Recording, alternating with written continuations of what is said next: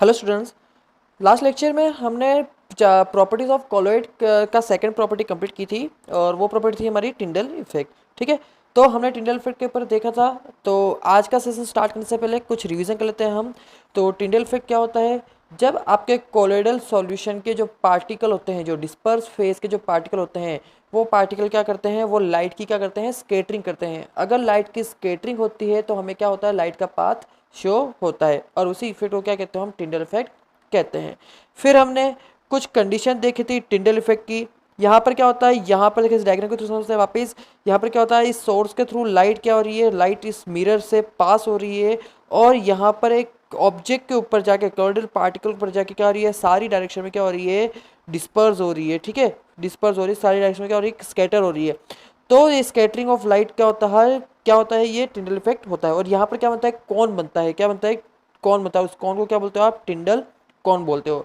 और एक और चीज़ हमने देखी थी कि जिस लाइट की स्कैटरिंग हो रही है उससे अगर आप 90 डिग्री एंगल से आप अगर विजन करते हो उसका माइक्रोस्कोप के थ्रू, अल्ट्रा माइक्रोस्कोप के थ्रू अगर आप उसका विजन करते हो तो क्या क्या होता है, वो लाइट जो है वो कैसे दिखती है हमें, वो लाइट कैसे दिखती है हमें, ब्लू कलर की दिखती है। कैसे दिखती है हमें, ब्लू कलर की दिखती है। क्यों है तो होता है ऐसा, क्योंकि जो शॉर्टर वेवलेंथ होती है, जिस भी लाइट की वेवलेंथ शॉर्टर होती है उसकी स्कैटरिंग क्या होती है, बहुत ज़्यादा होती है। तो जो ब्लू लाइट है उसकी वेवलेंथ क्या होती है, बहुत शॉर्ट होती है, तो इसकी स्कैटरिंग क्या होगी, सबसे ज़्यादा होगी। इसलिए हमें लाइट कैसे दिखती है, यहाँ पर ब्लू कलर, लाइट का पाथ कैसे दिखता है, हमें ब्लू कलर का दिखता है। फिर हमने कुछ कंडीशन देखी थी कि क्या कंडीशन है ऐसी टिंडल इफेक्ट की। तो फर्स्ट हमारी कंडीशन थी, हमने चेक किया था कि जो आपका डिस्पर्स फेस का पार्टिकल है एंड जो लाइट की वेवलेंथ है उसकी साइज में ज़्यादा डिफरेंस नहीं होना चाहिए। ठीक है, तो फर्स्ट कंडीशन ये थी कि जो डिस्पर्स फेस का पार्टिकल है, कोलोइडल पार्टिकल आपका, वो और लाइट की जो वेवलेंथ है उसकी साइज में ज़्यादा डिफरेंस नहीं होना चाहिए। देन सेकंड प्रॉपर्टी हमने क्या देखी थी कि आपका जो डिस्पर्स फेज है एंड जो डिस्पर्सन मीडियम है उनके रिफ्रैक्टिव इंडेक्स में ज़्यादा डिफरेंस होना चाहिए। ठीक है, उनके रिफ्रैक्टिव इंडेक्स में क्या होना चाहिए, ज़्यादा डिफरेंस होना चाहिए। अगर ज़्यादा डिफरेंस नहीं होगा तो भी लाइट की स्कैटरिंग नहीं होगी और आपको लाइट का पाथ शो नहीं होगा। फिर लास्ट हमने देखा था कि जो आपका टिंडल इफेक्ट होता है वो जनरली लायोफिलिक सॉल्यूशन शो नहीं करते हैं, only and only lyophobic solution he show करते हैं। ऐसा नहीं है कि सारे लायोफिलिक सॉल्यूशन शो नहीं करते हैं, कुछ शो भी करते हैं, लेकिन ज़्यादातर लायोफोबिक सॉल्यूशन क्या बताते हैं, आपको टिंडल इफेक्ट शो करते हैं। ठीक है, तो ये था टिंडल इफेक्ट। नाउ आज हम नेक्स्ट कोलोइडल पार्टिकल की नेक्स्ट प्रॉपर्टी के टूवर्ड्स मूव कर रहे हैं और नेक्स्ट हमारी प्रॉपर्टी क्या है, कलर ऑफ कॉलोइड्स। क्या है नेक्स्ट प्रॉपर्टी हमारी, कलर ऑफ कॉलोइड्स। तो स्टार्ट करते हैं चलो। तो कलर ऑफ कॉलोइड्स जो होते हैं, कलर ऑफ कॉलोइड्स जो होते हैं वो डिपेंड करते हैं कुछ फॉलोइंग फैक्टर्स के ऊपर।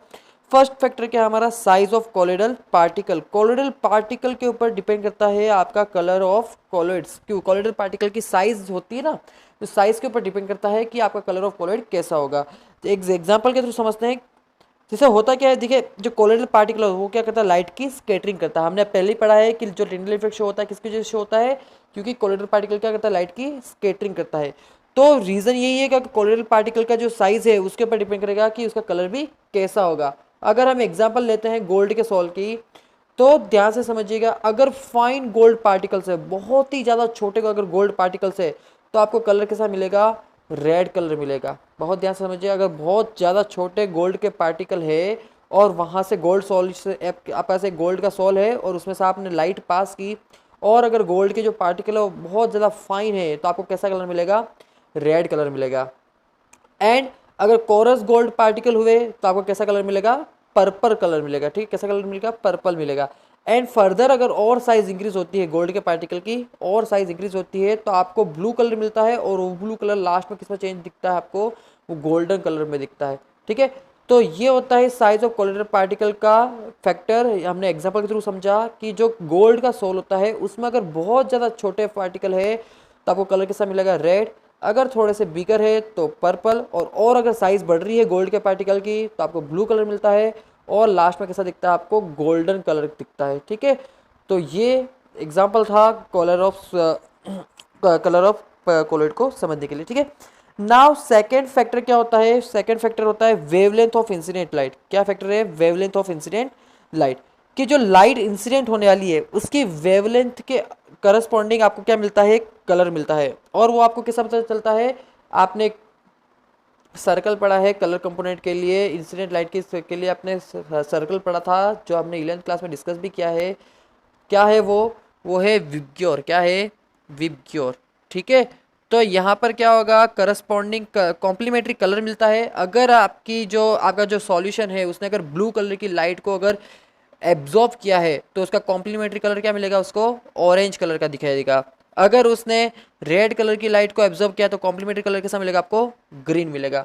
तो इस तरह से भी आप बता सकते हो कि जिस लाइट जो इंसिडेंट होने वाली, जो लाइट एब्जॉर्ब होने वाली, उस लाइट की जो वेवलेंथ है उसके कॉम्प्लीमेंट्री कलर कौन सा होगा, वो आप इस साइकिल के थ्रू बता सकते हो। ठीक है, फिर लास्ट है the angle eight which observer receives the light.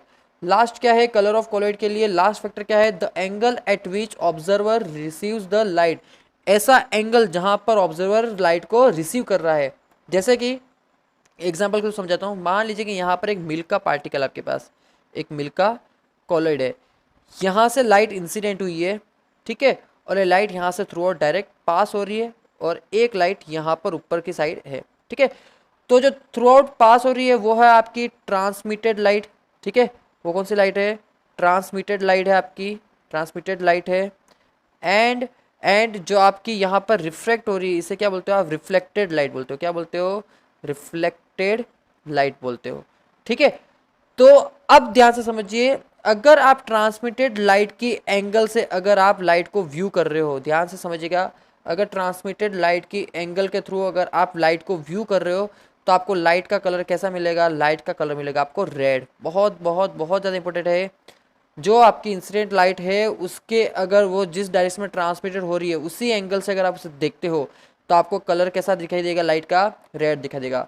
और अगर आप रिफ्लेक्टेड लाइट से देखते हो, जैसे कि 90 डिग्री एंगल पे अगर चेक करते हो उसी लाइट को, तो आपको कलर कैसा मिलेगा, हमने पहले ही डिस्कस किया है, कैसा मिलेगा, ब्लू कलर मिलेगा। तो ऐसा क्यों हो रहा है, तो सिंपल सी चीज़ है, ये भी हमने पहले डिस्कस कर चुके हैं कि जो वेवलेंथ ऑफ लाइट होती है अगर वो बिगर है, जो लाइट की वेवलेंथ है अगर वो हाई है तो उसका जो स्कैटरिंग क्या होता है, लो होता है। ठीक है, तो जो आपकी रेड कलर की लाइट है उसकी वेवलेंथ क्या बहुत हाई है तो उसकी स्कैटरिंग लो होगी, तो वो ट्रांसमिटेड लाइट इस डायरेक्शन में मिलेगी, ट्रांसमिटेड के डायरेक्शन में मिलेगी। और जिस लाइट का वेवलेंथ कम होता है वो उसका कलर कैसा शो होता है, ब्लू कलर शो होता है, उसकी स्कैटरिंग सबसे ज़्यादा होती है। तो जो ब्लू कलर की लाइट है उसकी वेवलेंथ क्या होती है, बहुत ज़्यादा शॉर्टर होती है, इसलिए हमें रिफ्लेक्टेड जो लाइट है वो कैसे दिखती है, ब्लू कलर की दिखती है। ठीक है, तो you can note down this one. Okay, now now ये हो गया कलर ऑफ कोलॉइड। हमने देख लिया कि एक कोलॉइड का कलर आखिर कौन कौन सा फैक्टर पर डिपेंड करता है। नाउ अब नेक्स्ट टॉपिक है हमारा ब्राउनियन मूवमेंट। क्या मूवमेंट है, क्या टॉपिक है, ब्राउनियन मूवमेंट बोल सकते हो या फिर ब्राउनियन मोशन भी बोल सकते हो। इसका मतलब क्या होता है, इसका मतलब ये होता है, ध्यान से समझिए, एक एग्जांपल तो समझते हैं कि आपके पास एक डिस्पर्जन मीडियम है, आपके पास एक डिस्पर्जन मीडियम है, इस डिस्पर्जन मीडियम के अंदर डिस्पर्स फेज का पार्टिकल प्रेजेंट है, इस डिस्पर्जन मीडियम के अंदर डिस्पर्स फेज का पार्टिकल प्रेजेंट है। तो ये डिस्पर्स फेज का पार्टिकल है, ये डिस्पर्स फेज का पार्टिकल क्या करेगा, इस सॉल्यूशन के अंदर मूवमेंट करेगा। तो जब इस सॉल्यूशन के अंदर मूवमेंट करेगा तो ये डिस्पर्जन फेज का पार्टिकल, डिस्पर्स फेज का पार्टिकल डिस्पर्जन मीडियम के पार्टिकल के साथ क्या करेगा, स्कैटरिंग करेगा, और स्कैटरिंग करने के साथ साथ क्या करेगा, इस तरह से कुछ मूवमेंट करेगा। तो इसी तरह के जो मूवमेंट हो रहा है, ये जो मूवमेंट हो रहा है, ये जिगजैग लाइन के थ्रू जो मूवमेंट दिख रहा है आपको, ये जो मूवमेंट होता है इसे ही क्या बोलते हो आप, ब्राउनियन मूवमेंट बोलते हो या फिर ब्राउनियन मोशन बोलते हो। तो सिंपल सा है कि जो आपके पार्टिकल होते हैं, डिस्पर्स फेज के पार्टिकल होते हैं, वो रैंडमली सॉल्यूशन के अंदर मूवमेंट करते रहते हैं। तो इस रैंडम जिगजैग मूवमेंट को क्या बोलते हैं आप, ब्राउनियन मूवमेंट बोलते हो। तो आइए समझते हैं डेफिनेशन के through. It is the random zigzag movement of colloidal particles. तो ये रैंडम जिगजैग मूवमेंट होता है कोलोइडल पार्टिकल का। यहाँ पर क्या होता है, Brownian movement is due to collision of dispersion medium particles over disperse phase. Brownian movement क्यों होता है, कॉलिजन होता है, किसके बीच में कॉलिजन होता है, तो डिस्पर्स फेज और डिस्पर्जन मीडियम के पार्टिकल के बीच में क्या होता है, डिस्पर्जन मीडियम और डिस्पर्स फेज के पार्टिकल के बीच में क्या होता है, कॉलिजन होता है। उस कॉलिजन की वजह से क्या मिलती है, आपको रैंडम मूवमेंट मिलती है डिस्पर्स फेज की, और उसी रैंडम जिगजैग मूवमेंट को क्या बोलते हो आप, ब्राउनियन मूवमेंट बोलते हो। नाउ लास्ट है इस टॉपिक का लास्ट पॉइंट है, as the particle size increases the tendency to show Brownian movement decreases. अगर पार्टिकल की साइज डिक्रीज हो रही है, सॉरी पार्टिकल की साइज अगर इंक्रीज हो रही है, अगर पार्टिकल साइज इंक्रीज हो रही है तो उसकी ब्राउनियन मूवमेंट करने की टेंडेंसी क्या हो जाती है, डिक्रीज हो जाती है। तो आई होप आपको ये दोनों टॉपिक अच्छे से समझ में आया होगा। नाउ एक लास्ट चीज, चार्ज ऑन कोलॉइड के ऊपर एक लास्ट टॉपिक हमारा लास्ट में रह गया था कल, सॉरी लास्ट लेक्चर में हमारा एक टॉपिक रह गया था चार्ज ऑन कोलॉइड के अंदर। तो उसके आप यहाँ पर नोट डाउन कर सकते हो, मैंने वापस लिखा हुआ है कि जो कोलॉइड पे जो चार्ज होते हैं वो दो तरह के होते हैं, एक होता है पॉजिटिवली चार्ज कोलॉइड और एक होता है नेगेटिवली चार्ज कोलॉइड। तो इसके कुछ एग्जांपल देखने थे हमें। तो जो हमारे पॉजिटिवली चार्ज कोलॉइड होते हैं वो कौन से कोलॉइड हो सकते हैं, तो जो metal oxide and metal hydroxide के जो कोलॉइड होते हैं, बहुत ध्यान से सुनिएगा, जो metal oxide and metal hydroxide के जो कोलॉइड होते हैं वो कैसे होते हैं, पॉजिटिवली चार्ज कोलॉइड होते हैं। एंड जो मेटल्स एंड मेटल सल्फाइड्स होते हैं, मेटल्स एंड मेटल सल्फाइड्स, जैसे कि एग्जांपल हमारे पास आर्सेनिक सल्फाइड और गोल्ड का जो सोल है, इसका जो एग्जांपल है, ये कैसे होते हैं, हमेशा नेगेटिवली चार्ज कोलॉइड होते हैं। तो एग्जांपल आपको ध्यान रखने हैं कि metal oxide and metal hydroxide कैसे बनाएंगे, हमेशा पॉजिटिवली चार्ज कोलॉइड बनाएंगे। And metals and metal sulphides होते हैं जो भी कोलॉइड, वो कैसे बनाते हैं, नेगेटिवली चार्ज कोलॉइड बनाते हैं। देन उसके बाद ब्लड जो है उसके अंदर क्या होता है, हेमोग्लोबिन होता है। इसके अंदर क्या होता है, इसके अंदर आयरन नाम का मेटल प्रेजेंट होता है और ये भी कैसा होता है, पॉजिटिवली चार्ज कोलॉइड होता है। नाउ स्टार, जिलेटिन, गम, ये सारे कैसे बनाते हैं, ये सारे नेगेटिवली चार्ज कोलॉइड फॉर्मेशन करते हैं। फिर लास्ट एग्जांपल है पॉजिटिव चार्ज का, डाइस का एग्जांपल है सिंपल सा मिथाइलिन ब्लू। वैसे बहुत सारे एग्जांपल होते हैं लेकिन हमारे कोर्स में एक ही एग्जांपल है, तो हमें यही याद रखना है कि जो मिथाइलिन ब्लू होता है वो कैसा होता है, पॉजिटिवली चार्ज कोलॉइड होता है। एंड नेगेटिव चार्ज कोलॉइड में कौन होते हैं, एसिडिक डाइस होते हैं, और इसका एग्जाम्पल क्या है, कॉन्गो रेड। क्या एग्जाम्पल, कॉन्गो रेड। तो ये कुछ example the charge of colloid के, जिसमें पॉजिटिव चार्ज कोलॉइड और नेगेटिव चार्ज कोलॉइड को हमने क्लासीफाई किया, ये आपको ध्यान रखना है। नाउ आज का जो मेन टॉपिक है, आज के सेशन का जो मेन टॉपिक है, आगे मूव करते हैं हमने प्रॉपर्टीज ऑफ कोलॉइड सीख ली है। तो अब नेक्स्ट जो टॉपिक है वो टॉपिक क्या है आपके पास, कोगुलेशन और फ्लोकुलेशन। बहुत बहुत ध्यान से याद समझिएगा इस टॉपिक को, कोगुलेशन एंड फ्लोकुलेशन एक बहुत ज़्यादा इंपॉर्टेंट टॉपिक है ये, और यहाँ से थ्योरी वाले क्वेश्चन बन सकते हैं। तो सिंपल सी चीज़, कोगुलेशन और फ्लोकुलेशन होता क्या है, तो हम एग्जाम्पल के थ्रू समझते हैं। आप ध्यान से सुनते ही चाहिए मुझे और इमेजिंग करते चाहिए एग्जाम्पल को, कि आपने पतीला लिया और पतीले में मिल्क है, ठीक है, दूध लिया आपने पतीले में, और उसके अंदर क्या डाला आपने, नींबू डाल दिया, ठीक है, नींबू निचोड़ के उसका एसिड जो सिट्रिक एसिड होता है वो डाल दिया। तो क्या होगा, आप देखोगे कि वहां पर दो लेयर क्रिएट हो गई है। सारा जो मिल्क का जो सॉलिड पार्टिकल है वो नीचे बैठ गया होगा, और जो वाटर का लिक्विड पार्टिकल है वो क्या आ गए होंगे, ऊपर आ गए होंगे। तो यहाँ पर हुआ क्या, मिल्क क्या होता है, मिल्क एक कोलोइडल सॉल्यूशन होता है, उसके अंदर आपने जैसे ही एसिड को ऐड किया तो मिल्क क्या हो गया, मिल्क का जो कोलोइडल पार्टिकल थे वो सारे पार्टिकल क्या हो गए, प्रेसिपिटेट हो गए। क्या हो गए, प्रेसिपिटेट हो गए।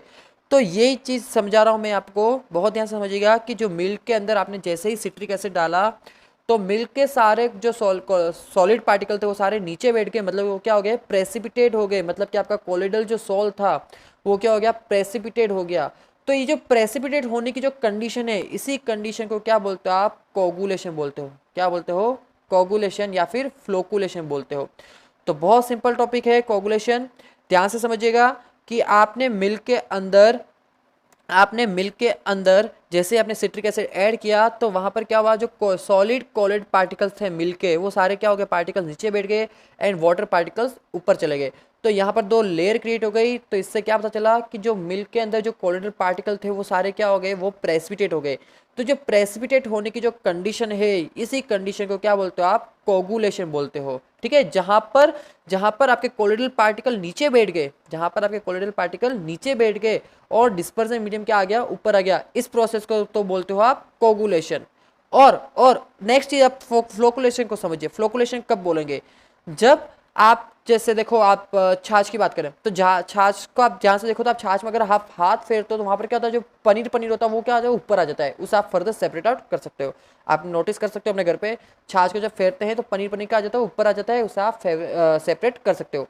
तो यहाँ पर क्या हुआ, सॉलिड पार्टिकल ऊपर आ गए, यहाँ पर क्या हुआ, सॉलिड पार्टिकल ऊपर आ गए और उसे आप फर्दर सेपरेट कर पड़े। तो जो सेकंड प्रोसेस मैंने बताया छाछ वाला, उसमें क्या हो रहा है, उसमें फ्लोकुलेशन हो रहा है, क्योंकि वहां पर क्या हो रहा है, डिस्पर्स फेज के पार्टिकल ऊपर आ रहे हैं और डिस्पर्जन मीडियम के पार्टिकल नीचे बैठ रहे हैं। तो वो प्रोसेस क्या है आपका, फ्लोकुलेशन। तो सिंपल सा प्रोसेस है कोगुलेशन और फ्लोकुलेशन। कोगुलेशन में क्या होता है, डिस्पर्स फेज के पार्टिकल नीचे बैठ जाते हैं तो उसे कोगुलेशन बोलना है, और अगर डिस्पर्स फेज के पार्टिकल अगर ऊपर आ जाता है तो उसे क्या बोलना है, आपको फ्लोकुलेशन बोलना है। तो सिंपल सा मेथड है, आइए थ्योरी के थ्रू समझते हैं। कोगुलेशन की डेफिनेशन लिखी है मैंने, the conversion of colloid into PPT is called coagulation. The conversion of colloid into PPT, जो कोलोइड थे उसका जो कन्वर्जन उसको पीपीटी के अंदर कन्वर्ट कर दिया, तो उस प्रोसेस क्या बोलना है आपको, कोगुलेशन बोलना है। नेक्स्ट फ्लोकुलेशन क्या होता है, if disperse phase particle float over the surface after precipitation the process is called flocculation, कि जहाँ पर आपका डिस्पर्स फेस के पार्टिकल है वो प्रेसिपिटेट होने के बाद डिस्पर्स मीडियम की सरफेस पे अगर फ्लोट करते हैं तो उस प्रोसेस को क्या बोलना है आपको, फ्लोकुलेशन बोलना है। तो बहुत सिंपल टॉपिक है कोगुलेशन और फ्लोकुलेशन।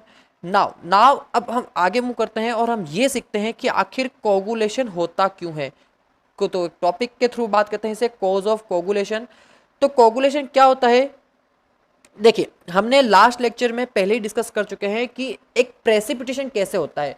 तो हमने पढ़ा था कि कोलोइड के ऊपर जो चार्ज प्रेजेंट है, कोलोइड पार्टिकल के ऊपर जो चार्ज प्रेजेंट है, उस चार्ज की वजह से वो क्या रहता है, कोलोइड पार्टिकल आपका स्टेबल रहता है। एक लायोफोबिक सॉल्यूशन क्या रहता है आपका, स्टेबल रहता है उस चार्ज की वजह से। तो अगर मैं किसी तरह से उस चार्ज को अगर न्यूट्रलाइज कर दूं, अगर मैं उस चार्ज को अगर न्यूट्रलाइज कर दूं, तो सारे कोलोइडल पार्टिकल क्या हो गए, एग्रीगेट होकर क्या हो जाएंगे, प्रेसिपिटेट हो जाएंगे। तो वही चीज़ है कोगुलेशन भी, कि हमारे पास जो कोलोइडल पार्टिकल के ऊपर जो चार्ज प्रेजेंट है उस चार्ज को क्या करना, हमें न्यूट्रलाइज करना है। अगर उस चार्ज को हमने न्यूट्रलाइज कर दिया तो हमारा क्या हो जाएगा, कोगुलेशन हो जाएगा। तो सिंपल सा चीज़ है, कॉज ऑफ कोगुलेशन क्या होता है, due to neutralization of charge present on colloidal particle, कि जो कोलोइडल पार्टिकल है उसके ऊपर जो चार्ज प्रेजेंट है उस चार्ज को अगर हमने न्यूट्रलाइज कर दिया तो हमारा कौन सा प्रोसेस हो जाएगा, कोगुलेशन प्रोसेस हो जाएगा। जैसे ही चार्ज हमारा न्यूट्रलाइज होगा सारे कोलोइडल पार्टिकल क्या होंगे, एग्रीगेट होके प्रेसिपिटेट हो जाएंगे, और यही प्रोसेस क्या हमारा कोगुलेशन है। नाउ नेक्स्ट मेथड, हमें अगर कोगुलेशन करना है तो हमें कुछ एजेंट की, कुछ इलेक्ट्रोलाइट की नीड होगी, और उन्हीं इलेक्ट्रोलाइट को क्या बोलते हैं हम, कोगुलेटिंग एजेंट बोलते हैं। उन इलेक्ट्रोलाइट को क्या बोलते हैं हम, कोगुलेटिंग एजेंट बोलते हैं। तो आइए समझते हैं कोगुलेटिंग एजेंट क्या होता है। सिंपल सी चीज है, the electrolyte added to carry out coagulation is called coagulating agent. ऐसे इलेक्ट्रोलाइट जिनकी वजह से क्या होता है, कोगुलेशन होता है, उन इलेक्ट्रोलाइट को क्या बोलते हो आप, कोगुलेटिंग एजेंट बोलते हो। क्या बोलते हो, कोगुलेटिंग एजेंट बोलते हो। तो आइए एग्जांपल के थ्रू समझते हैं कि कोगुलेटिंग एजेंट आखिर वर्क कैसे करते हैं। तो देखिए जैसे आपके पास एक यहाँ पर मैंने नेगेटिवली चार्ज कोलोइड बनाया हुआ है, जैसे सिल्वर आयोडाइड के ऊपर, सिल्वर आयोडाइड ने क्या है, आयोडीन को अपनी सरफेस पे एब्जॉर्ब किया हुआ है। तो ये कैसा बन गया, नेगेटिवली चार्ज कोलोइड बन गया। तो इस नेगेटिव चार्ज कोलोइड को अगर न्यूट्रलाइज करना है मुझे, तो मुझे क्या मिलाना, उसके अंदर ऐड करना पड़ेगा, ऐसे इलेक्ट्रोलाइट ऐड करने पड़ेंगे जिसके अंदर क्या हो, पॉजिटिव चार्ज इलेक्ट्रोलाइट प्रेजेंट हो। ठीक है, तो मैं क्या करूँगा, मैं मान लीजिए इसके अंदर मैंने MgCl2 को ऐड कर दिया। क्या कर दिया मैंने, MgCl2 को इसके अंदर ऐड कर दिया। तो जैसे MgCl2 ऐड करूंगा तो इस MgCl2 में से जो Mg+2 है उस +2 की वजह से क्या होगा, उस +2 की वजह से क्या होगा, ये आपका सिल्वर आयोडाइड का जो कोलोइडल पार्टिकल था, ये आपका जो सिल्वर आयोडाइड का जो नेगेटिवली चार्ज कोलोइडल पार्टिकल है, इसके ऊपर क्या हो जाएगा, इसके ऊपर पूरे पार्टिकल के ऊपर, कोलोइडल पार्टिकल के ऊपर क्या हो जाएगा, Mg+2 अपनी पॉजिटिव चार्ज की क्या बना देगा, लेयर बना देगा। और इस पॉजिटिव चार्ज की लेयर की वजह से क्या होगा, आपके सारे जो नेगेटिव चार्ज है वो क्या हो जाएंगे, न्यूट्रलाइज हो जाएंगे। क्या हो जाएंगे, न्यूट्रलाइज हो जाएंगे। तो जैसे ही आपका कोलोइडल पार्टिकल न्यूट्रलाइज होगा तो वो क्या होगा, एग्रीगेट होकर क्या हो जाएंगे, वो प्रेसिपिटेट हो जाएंगे। तो सिंपल सा मेथड है कोगुलेटिंग एजेंट का, कि यहाँ पर क्या होता है, पॉजिटिवली चार्ज इलेक्ट्रोलाइट को आप ऐड करते हो, और ये पॉजिटिवली चार्ज इलेक्ट्रोलाइट आपके जो कोलोइडल पार्टिकल के ऊपर जो चार्ज प्रेजेंट है उस चार्ज को क्या कर देता है, न्यूट्रलाइज कर देता है। जैसे ही वो चार्ज न्यूट्रलाइज होगा तो आपका जो कोलोइडल पार्टिकल है वो क्या हो जाएगा, प्रेसिपिटेट हो जाएगा, और इसी प्रेसिपिटेशन को क्या बोलते हैं हम, कोगुलेशन बोलते हैं। तो यहाँ पर जो हमने MgCl2 मिलाया, वो MgCl2 ने क्या किया, उस MgCl2 ने कोगुलेशन प्रोसेस को अकर करने में हेल्प की। तो ये जो MgCl2 वो क्या है, आपका coagulating agent. Now one more thing, जितना ज़्यादा पॉजिटिव चार्ज होगा उतना ही इजीली कोगुलेशन होगा। सिंपल सी बात है, ये आपको समझ में आती है। अगर मैंने MgCl2 जगह अगर मैंने AlCl3 लिया होता तो Alin पे कितना चार्ज है, +3 चार्ज है, और Mg पे कितना है, +2 चार्ज है। तो जिसके ऊपर जितना ज़्यादा पॉजिटिव चार्ज है वो उतना ही ज़्यादा क्या करेगा, न्यूट्रलाइज करेगा आपके कोलोइडल पार्टिकल को। तो सिंपल सी बात है कि जितना ज़्यादा चार्ज प्रेजेंट है इलेक्ट्रोलाइट के ऊपर उतना ही क्या होगा, कोगुलेशन फास्ट होगा। तो नेक्स्ट टॉपिक हमारा इसी के ऊपर बेस्ड है। नेक्स्ट टॉपिक क्या है हमारा नेक्स्ट टॉपिक है कोगुलेटिंग पावर। क्या है, कोगुलेटिंग पावर। और इस कोगुलेटिंग पावर को हम हार्डी सुलजे रूल भी बोलते हैं। ठीक है, तो आइए समझते हैं कोगुलेटिंग पावर क्या होता है। कि जो आपकी कोगुलेटिंग जो पावर होती है वो कोलिडल पार्टिकल पे प्रेजेंट चार्ज के क्या होती है, डायरेक्टली प्रोपोर्शनल होती है। आपकी जो कोगुलेटिंग पावर होती है वो डायरेक्टली प्रोपोर्शनल होती है कोलिडल पार्टिकल पे, सॉरी इलेक्ट्रोलाइट पे प्रेजेंट चार्ज के, सॉरी मैंने मिस्टेक कर दी बोलने में। जो कोगुलेटिंग पावर होती है वो डायरेक्टली प्रोपोर्शनल किसके होती है, इलेक्ट्रोलाइट पर जो आपने ऐड करो उसके ऊपर कितना चार्ज प्रेजेंट है। जैसे कि मैं बात कर रहा हूँ नेगेटिवली चार्ज कोलॉइड के लिए। मैं किसके लिए बात कर रहा हूँ, नेगेटिवली चार्ज कोलॉइड के लिए। तो समझिए नेगेटिव चार्ज अगर आपके पास कोलोइडल पार्टिकल है तो उसको अगर न्यूट्रलाइज करना है आपको, तो आपको ऐसे इलेक्ट्रोलाइट ऐड करने पड़ेंगे जिसके अंदर क्या हो, कैटायंस हो, पॉजिटिव चार्ज प्रेजेंट हो। तो मैं एग्जांपल ले रहा हूँ सोडियम, मैग्नीशियम और एल्यूमिनियम। तो इन तीनों में से सबसे ज़्यादा कोगुलेशन शो कौन करेगा, किसकी कोगुलेटिंग पावर ज़्यादा होगी, तो जिसके ऊपर जितना ज़्यादा चार्ज है उसकी कोगुलेशन पावर क्या होगी, उतनी ही हाई होगी। मतलब कि आपका एल्यूमिनियम जो +3 है वो सबसे ज़्यादा कोगुलेशन शो करेगा, मतलब कि उसकी कोगुलेटिंग पावर क्या होगी, सबसे ज़्यादा होगी। सिंपल सी चीज़ है। इसी तरह से अगर हम पॉजिटिवली चार्ज कोलॉइड के लिए अगर बात करें, जैसे हमारे पास एक कोलॉइडल पार्टिकल है उस पर कौन सा चार्ज है, पॉजिटिव चार्ज प्रेजेंट है, तो उसको अगर न्यूट्रलाइज करना है तो हमें क्या मिलाना पड़ेगा, हमें नेगेटिव आयंस को ऐड करना पड़ेगा। तो जितना ज़्यादा नेगेटिव चार्ज प्रेजेंट होगा किसी आयन के ऊपर उतना ही ज़्यादा क्या करेगा, वो पॉजिटिव कोलॉइड को क्या करेगा, न्यूट्रलाइज करेगा। तो सिंपल सा मेथड है कोगुलेटिंग पावर की, आयन के ऊपर जो भी आप इलेक्ट्रोलाइट ऐड कर रहे हो उस इलेक्ट्रोलाइट के ऊपर जितना ज़्यादा चार्ज है उतनी ही उसकी कोगुलेटिंग पावर क्या है, सबसे ज़्यादा है। ठीक है, तो आई होप आपको ये टॉपिक अब समझ में आया होगा। अब लास्ट हमारा टॉपिक है कोगुलेशन वैल्यू। क्या टॉपिक है, कोगुलेशन वैल्यू। तो कोगुलेशन वैल्यू क्या होता है, देखो मैं आपको एक एग्जांपल के थ्रू, आप डायग्राम के थ्रू समझिए तो आपको ज़्यादा अच्छे से समझ में आएगा। जैसे कि आपके पास एक कंटेनर है, इस कंटेनर के अंदर एक कोलोइडल सॉल्यूशन है और सॉल्यूशन का वॉल्यूम है 1 लीटर। आपने इसके अंदर कुछ इलेक्ट्रोलाइट के मिलीमोल्स ऐड किए, आपने इसके अंदर कुछ इलेक्ट्रोलाइट को ऐड किया और जो इलेक्ट्रोलाइट जो ऐड किया है उसको आपने मिलीमोल्स में लिया था। ठीक है, आपने मिलीमोल्स में इलेक्ट्रोलाइट ऐड करके इसके अंदर ऐड किए। तो आप जो भी इलेक्ट्रोलाइट ऐड कर रहे हो वो 2 आवर्स के अंदर, बहुत ध्यान से समझिए, जो आप इलेक्ट्रोलाइट ऐड कर रहे हो वो इलेक्ट्रोलाइट 2 आवर्स के अंदर 1 लीटर सॉल्यूशन को अगर कोगुलेट कर लेते हैं, बहुत ध्यान से समझिए, जो आप इलेक्ट्रोलाइट ऐड कर रहे हो वो इलेक्ट्रोलाइट 2 आवर्स के अंदर 1 लीटर कोलोइडल सॉल्यूशन को प्रेसिपिटेट करते हैं। तो जिस अमाउंट को आपने लिया था, इलेक्ट्रोलाइट के जितने अमाउंट को आपने लिया था वही कौन है, उसकी कोगुलेशन वैल्यू है। तो सिंपल सी चीज़ है, इलेक्ट्रोलाइट का कितना अमाउंट लगा, बहुत ध्यान से सुनिएगा, इलेक्ट्रोलाइट का कितना अमाउंट लगा 1 लीटर सॉल्यूशन को 2 आवर्स में प्रेसिपिटेट करने में, कोगुलेट करने में कितना अमाउंट लगा इलेक्ट्रोलाइट का, वही अमाउंट कौन होता है, उसका कोगुलेशन वैल्यू होता है। तो बहुत सिंपल मेथड है, आपने कितना इलेक्ट्रोलाइट लिया 1 लीटर कोलोइडल सॉल्यूशन को 2 आवर्स तक कोगुलेट होने के लिए, तो वही कौन होता है, वही मिलीमोल्स का जो अमाउंट होता है इलेक्ट्रोलाइट का, वही कौन होता है, आपका कोगुलेशन वैल्यू होता है। तो सिंपल सा मेथड है। जैसे कि मान लीजिए आपके पास, आपने एक ए लिया सब्सटेंस और एक बी सब्सटेंस लिया, ठीक है, कोगुलेशन के लिए। तो जो ए सब्सटेंस है उसका आपने 5 मिलीमोल्स लिए और जो आपके बी सब्सटेंस है उसका आपने 7 मिलीमोल्स लिए। तो बताइए किसका कोगुलेटिंग पावर ज़्यादा है।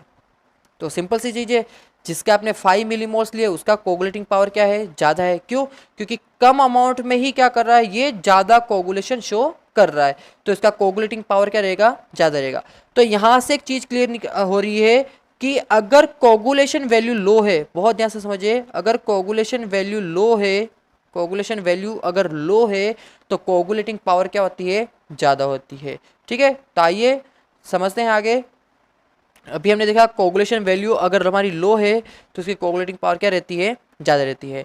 तो यहाँ से ये क्लियर होता है कि अगर जैसे कि मैं आपके पास एग्जांपल लूँ, मैंने आपके लिए पॉजिटिव इलेक्ट्रोलाइट के एग्जांपल लिए मैंने यहाँ पर, और इनकी कोगुलेटिंग पावर की अगर मैं ऑर्डर देखूँ तो कोगुलेटिंग पावर किस ऑर्डर में रहेगा, इस ऑर्डर में रहेगा। ठीक है, यहाँ पर जो शो कर रखा है सोडियम का कंपेरेटिव Mg+2 और Mg+2 का कंपेरेटिव एल्यूमिनियम +3। लेकिन अगर मैं इनकी कोगुलेशन वैल्यू की अगर ऑर्डर चाहिए मुझे, तो कोगुलेशन वैल्यू का ऑर्डर क्या होगा, जस्ट अपोजिट होगा, जस्ट अपोजिट होगा। ध्यान से देखिए, क्यों, क्योंकि जितना ज़्यादा चार्ज है उतना ही कम अमाउंट चाहिएगा उस इलेक्ट्रोलाइट का कोगुलेशन करने के लिए। ठीक है, तो ये सिंपल सा मेथड होता है कोगुलेशन और फ्लोकुलेशन। आई होप आपको टॉपिक अच्छा लगा होगा एंड आप थ्योरी पूरी नोट डाउन कर लीजिए और लेक्चर को 1 से 2 बार सुनिएगा, आपको समझ में आ जाएगा पूरा topic. Okay, thank you and have a nice day. मिलते हैं नेक्स्ट लेक्चर में।